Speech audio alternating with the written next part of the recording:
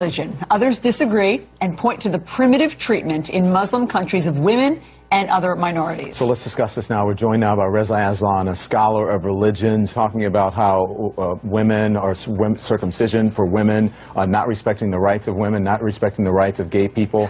And what's your reaction? And then we'll talk.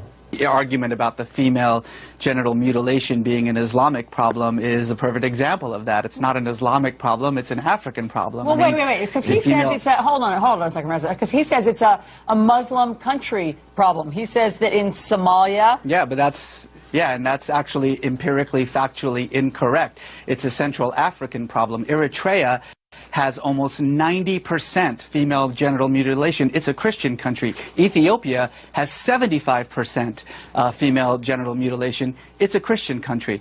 Nowhere else in the Muslim majority states is female genital mutilation an issue. Reza, be honest though, for the most part it is not a free and open society for women in those states. Well, it's not in Iran, it's not in Saudi Arabia, it certainly is in Indonesia and Malaysia, it certainly is in Bangladesh, it certainly is in Turkey.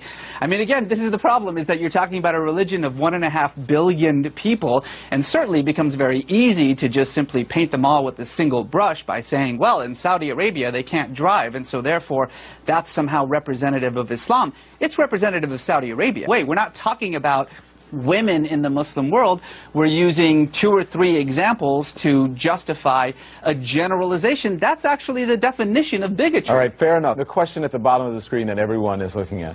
Does Islam promote violence? Islam doesn't promote violence or peace. Islam is just a religion, and like every religion in the world, it depends on what you bring to it. If you're a violent person, your Islam, your Judaism, your Christianity, your Hinduism is going to be violent. There are marauding Buddhist monks in Myanmar slaughtering women and children. Does Buddhism promote violence? Of course not.